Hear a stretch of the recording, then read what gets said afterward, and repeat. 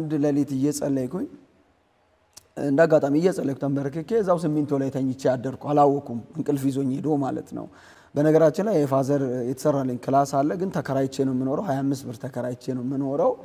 ቸርች ግቢ ውስጥ ነው ማድረው 4 አመት ሙሉ ለ4 አመት እኔ ቁርስ ምናምን አላቅም ነበር ምሳ ምናምን አልፎ ነው የሚበላውና ፋዘር ማዘር አሉ ሁሉ ነገር ይያለ ነው ምለይነን ከዚያ ጌታ አወራኝ ከኳየር ህብረት ጋር ከመዘምራን ህብረት ጋር ይያለን ለልቤ ሂድና ለዚያች ልጅ እንደዚህ በል ይለኛል ኦኬ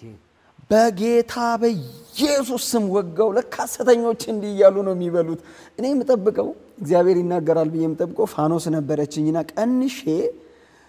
ጨለማ ውስጥ ጌታ ይመጣና ብርሃን ይበራል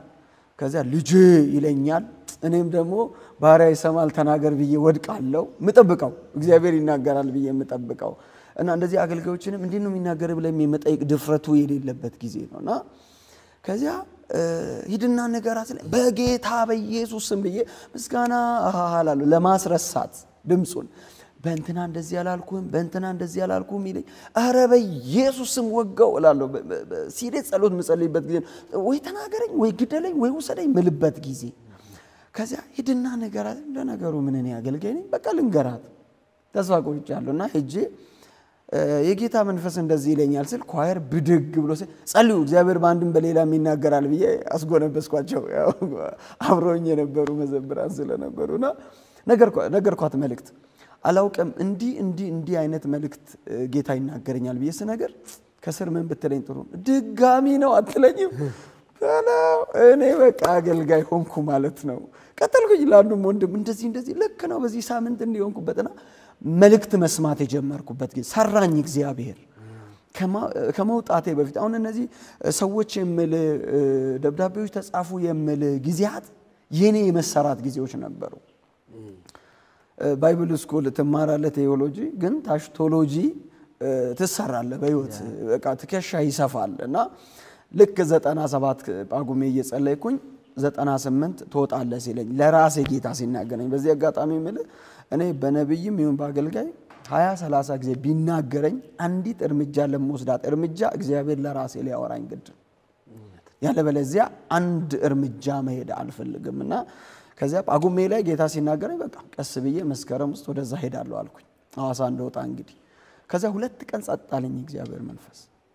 ተንከባለልኩ እኔ ምድር ሰማይ ጸጥ ይበል ገንዘብ ጸጥ ይበል ሰው ጸጥ ይበል እግዚአብሔር ግን ጸጥ ይበል ጮክ ተንከባለልኩ ኋላ ጌታ መስከረም 5 ተወጣለ አትወጣም ማለት አራ ወጣለሁ ምን አማራጭ አለ ወጣለሁ አልኩ መስከረም 5 እንደምወጣ ለቤተሰብ ነገርኳቸው ወርሳይን ይዤ የት እንደሚሄድ ሳላቅ በኪሴ ያለው ብር ከ100 ብር ያነሰ ነው ከትራንስፖርት የሚተርፈው ወጣው ሻሸመኔ መጣው አደርኩ የሆኑ ወገኖች በፊት ኋላ ላይ እናገራል በምሪት በጣም ብዙ ቦታ እየርኩ አገለግል ነበርና አዋሳ ገባው አዋሳ ስገባ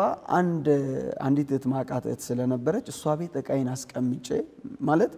በነገራችን ላይ እግዚአብሔር ተናግሮ ሂድ ካለ ቀጣዩን ነገር ደርሰ እንጂ መታየው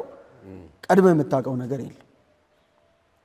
ሪል ነው ይሄ ማለት ሄድኩ ደረስኩ እቃይን ላስቀምጥ እሷ ቤት ሲሄድ የለችም እዛ ግቢ ለቃለች ማቃው ግቢ እና የቤቱም ባለቤት አባቴ ነው በጣምና የቤቱም ባለቤት አንድ ጊዜ አንድ ፕሮግራም ላይ አገልግዮ ስለነበረ እቃይን እዛ አስቀምጬ እሷን ፍለጋ ወጣው ከዛ ያለችበት ወሰዱኝ ያገኘዋትና ተመልሼ እቃይን ልወስድ ስመጣ ለምን የት ሄዳለ ዛሬ እዚህ ይደር ተባልኩ አደርኩ እዛ ቤት አገለገልኩ ጸለይኩ ማታ እሱ መጣ አቶ አሳምነው ሺካ ይባላልና አዋሳ ከተማ ነው ያለው በቃ ቤተሰቦች ማለት ሁለተኛ ፋሚሊ እግዚአብሔር ይሰጠኝ ፋሚሊ ማለት ነውና እዛ አደርኩኝ ሁለተኛ ቀን አንድ አገልጋይ ይመጣል እኔ ሻሸመኔ አገልግሎት ይዤ ነው የመጣውትና ላገለግል ልወጣ ነው የታደረለው ምንም ቀጣዩ አይታወቅም ቤት ከራያለው ምን አይታወቅም እና ልወጣ ስለ አንድ አገልጋይ መጣና አንተን ፈልጌ ነው የመጣው ታለኝ ከሲዳማ ውስጥ የሚያገለግል አገልጋይ ይሄ አገልጋይ መጣ አንተን ፈልጌ ነው የመጣው ሲለኝ እሺ ያልኩ እኔ ነው እሺ ያልኩና ቁጭ አልኩ መጸለይ ጀመረ ያለፉትን አመታት 4 አመታት ያሳለፍኩበትን ታሪክ ያወራል እንዲሆነ እንዲያርግ እንዲያርግ እኔ ነኝ ያመጣው ከዚህ በኋላ እኔ ነኝ እንዲ ሆነሃል አለቅሳለሁ እኔ ብቻ ሳልሆን ያ አባቴ ምለም ያለቅሳል ከዚያ ልክ ከጨረስን በኋላ እኔ ልክ ወደ ሻሸመኔ ሊሄድ ስል ብሩክ አለኝ ወይ በቃ ቤት እንዳታስብ እዚህ ቤት ነው የምትኖረው ሚገርም አንድ ክላስ አዘጋጅቶ አልጋ ፍራሽ አዘጋጅቶ ልጆቹ አሉ ሰርቪሶች አሉት እዛ ማለት ሚከራዩ ቤቶች አሉ ግን በቃ እዚህ ቤት ነው የምትኖረው አለኝ ለ6 ወር ተቀበለውኝ እዛ ይኖርኩት እነሱ ከዚያ በ6 ወር ውስጥ አዋሳ ከተማና ዙሪያው ላይ ወደ 23 መድረኮች አገለገልኩ አሰምብል ቸርች በጣም አገለግል ነበር አሰምብል ኦፍ ጋድ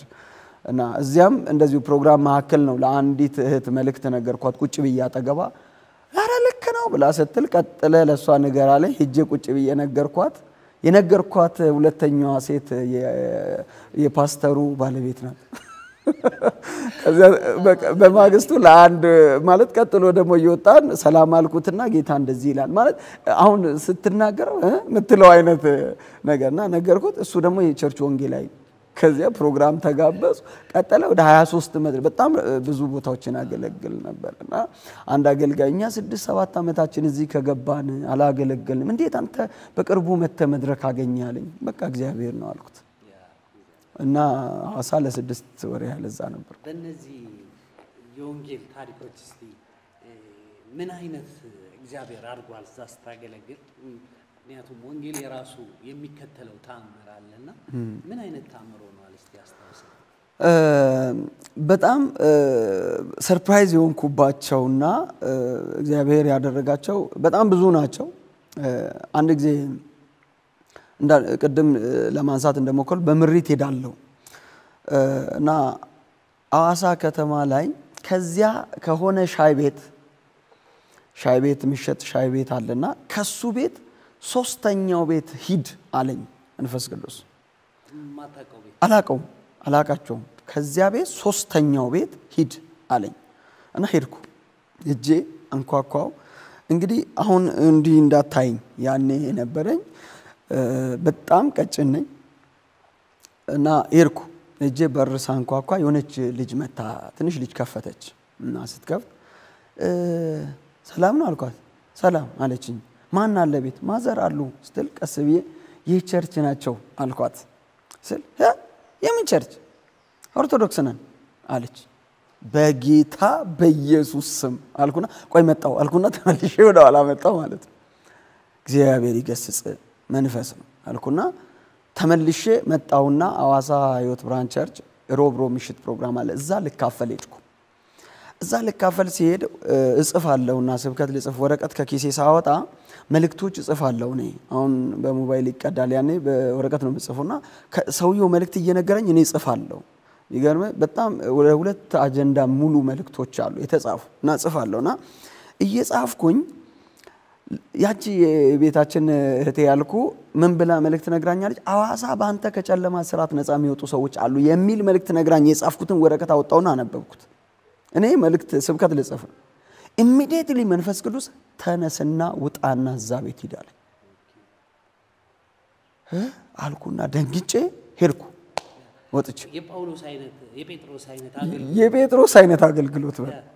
ወጥቼ ደንግጬ ሄድኩና አንኳኳ ያንን ቤት እንደገና ከዚያ አሉ ሴትዮዋ ውጭ ላይ ናቸው ሰላም ነው ማዘር አልኩኝ ገባው በቃ ሰላም ነው አልኩኝ እግዚአብሔር ይመስገናል እኔ እግዚአብሔር ተናግሮኝ ነው ወደዚህ የመጣሁት አልኳቸው ነው ልጄ እግዚአብሔር አንዳንዴ በመላእክትም ይናገራል መልእክትም ይናገራል አቃል ግባ እስቲ ቤት አሉ ልክ ቤት ግባ ብለውኝ እሺ ብዬ ስገባ እንዲ በበር ስትሬት ከጓሮ በኩል አንድ ጠብዳል ወፍራም ወንድም ይታጠባል ጌታው ዛሬ እንግዲህ ለስም ክብር ልደበደብ ነው ምክንያቱም ያስፈራል በጣም ግን ብዳ ነው ታጠባል እና ያዩት ነው እንተና አሉትና ና አገኘው እስቲ ልጅ አሉ ከዚያ በቃ እንደመጣ እንደሚመታኝ ነው ማስበው መጣና ምንድነው አለ አይ እንዲ እግዚአብሔር እኮ ተናግሮኝ ብሎ ሲሉ መጣና ሰላምን አለኝ እግዚአብሔር ይመስገን አልኩኝ በፍርሃት ነው ምለው ኦኬ እግዚአብሔር ተናግሮ ነው የመጣው አለኝ። አዎ በቃ እኔም ህይወት ብርሃን ቸርች ነው ማገለግለው አላለኝም። ከዚያ አልኩኝ ኮንፊደንስ ከዚያ አልኩኝና በቃ ቤተሰቡን ሰብስባችሁ ከህይወት ብርሃን ቸርች አንድ ሌላም አገልጋይ መልእክቴን የሚያጣራ ሌላም አገልጋይ ጠርታችሁ ጠብቁኝ መጣለው እሺ አልኩና ወጣ።